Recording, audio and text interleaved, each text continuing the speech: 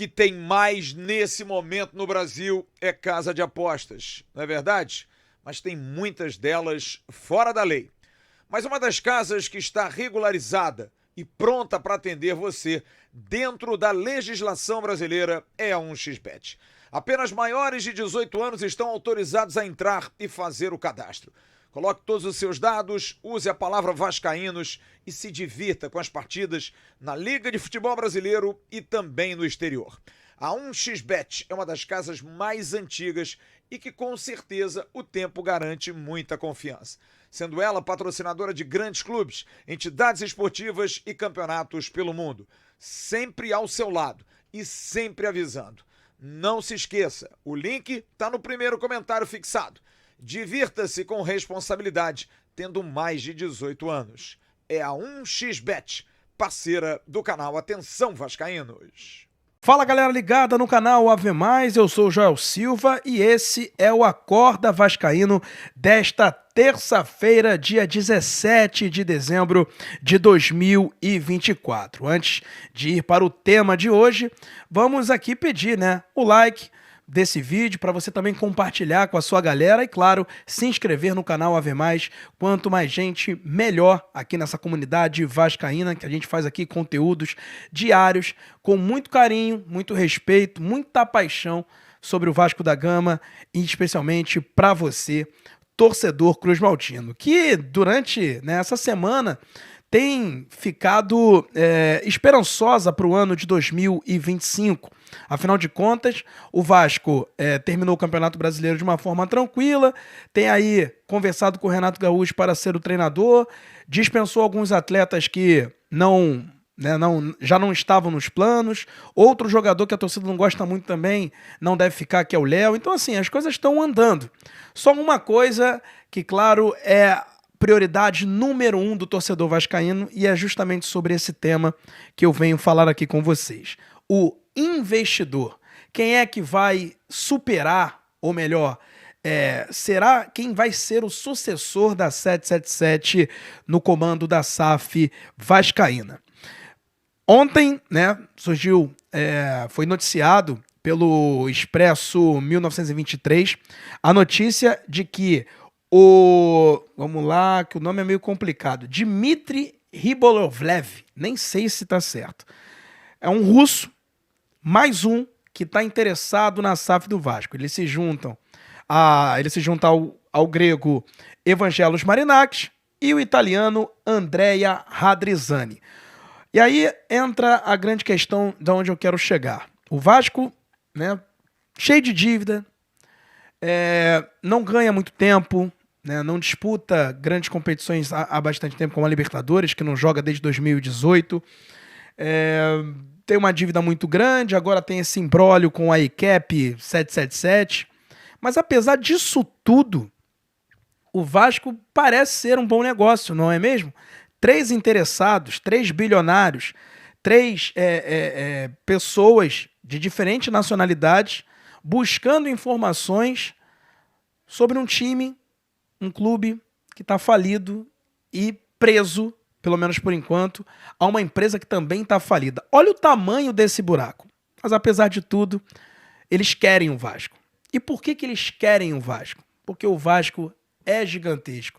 E isso é bom deixar claro a todo momento. No entanto, e aí eu peço para vocês entenderem e fazerem aqui uma reflexão para que tenha calma. No último jogo em São Januário, se eu não me engano, contra o Atlético Mineiro, tinha gente vestida de grego. Teve uma outra informação de que o italiano estaria mais próximo e muita gente torceu o nariz, criando-se narrativas de que o Pedrinho queria o italiano porque ele teria como mandar na SAF.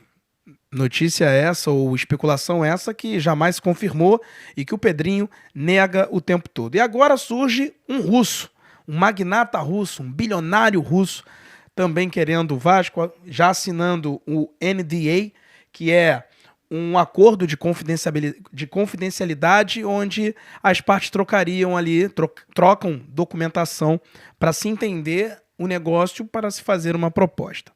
E é justamente nesse ponto que eu quero chegar e peço para vocês terem paciência. Não trate nenhum deles como salvador da pátria, porque eles não estão fazendo um favor para o Vasco. O Vasco é um grande negócio, o Vasco é um gigante, é um clube que tem uma imensa torcida e uma história magnífica. É a história mais linda do futebol brasileiro, quiçá do futebol mundial. Então, quem compra o Vasco, ou quem cria uma parceria com o Vasco, ele passa a ter essa história do lado dele. E eu vejo muito torcedor empolgado, evidentemente que tem que estar, mas ao mesmo tempo como se fosse um favor. E é justamente essa reflexão que eu trago. Tenham calma. Não criem mais um salvador da pátria.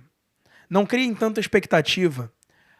A situação tem que ser negociada e da melhor maneira possível para o Vasco, porque o Vasco não pode errar. Já errou com a 777, que se mostrou uma empresa falida, essa é a verdade. A EQEP, que incorporou a 777 também, né, de acordo com informações vindas do exterior, também está falida. Então o Vasco não pode repetir o mesmo erro, né? Repetir o erro. Os três possuem grana, os três possuem clubes. E vejo os três com a mesma vontade de ter o Vasco. Só que os perfis, eles às vezes podem maquiar um pouco, né? O Evangelos Marinákis, eu vejo que ele tem muita aceitação, porque o torcedor vascaíno, ele quer um cara assim, um cara forte, que briga nos bastidores, porque ele tem do lado um exemplo positivo, que é o John Textor, que bebe cerveja com a rapaziada, que fala mal da arbitragem, que movimentou o futebol brasileiro com contratações de impacto e foi vencedor. Conquistou um brasileiro e uma Libertadores em seu 3º ano de SAF. Então, o torcedor vascaíno, ele quer isso. Mas, ao mesmo tempo, ele precisa entender que as coisas demandam um certo tempo para amadurecer e para acontecer. E eu faço um paralelo lá atrás, quando a 777 chegou ao Vasco. Lembro que foi em janeiro ou fevereiro, ou melhor, em dezembro, se eu não me engano, teve no site oficial uma intenção, um memorando de entendimento entre as partes. Em fevereiro houve um empréstimo ponte e teve a aprovação da SAF e a venda em setembro que os sócios queriam. Naquele momento era uma outra época. E vale destacar que era uma época de Série B, onde o Vasco teve muita dificuldade para subir, subiu na última rodada e estava com um elenco muito diferente, não tinha tanto ativos importantes. Hoje, querendo ou não, o Vasco está numa Copa Sul-Americana, já tem um projeto de lei e um decreto regulamentando essa lei para uma reforma de São Januário. O Vasco possui jogadores importantes em seu elenco, muito melhor do que aquele de 2022. Então, existe uma luz no fim do túnel que faz com que o Vasco tenha tranquilidade para escolher o melhor parceiro, o melhor sócio. E por isso que eu peço, não entrem em pilha. Vamos aguardar, analisar as propostas e aí sim torcer para aquele que seja o melhor.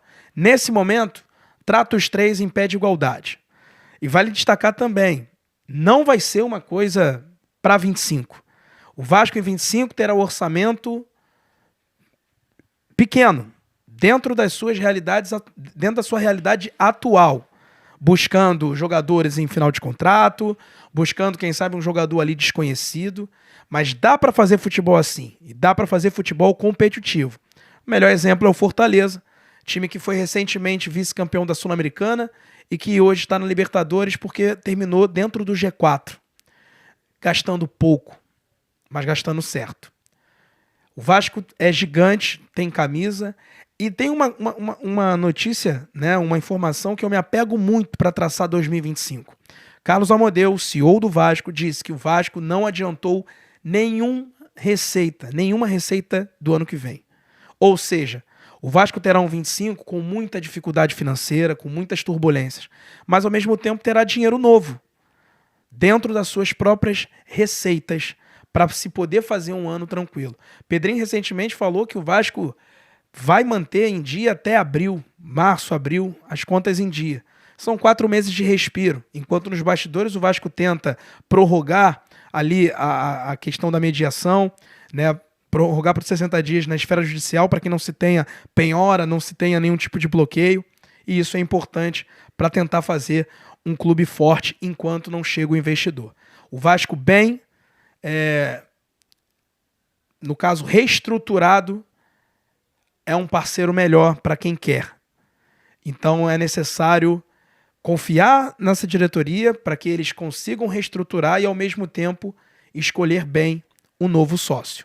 O torcedor vascaíno clama por isso, mas é necessário ter paciência, ter cautela, jogar junto com a diretoria, sem fazer pressão, sem fazer alarde, porque eu acho que isso aí pode prejudicar.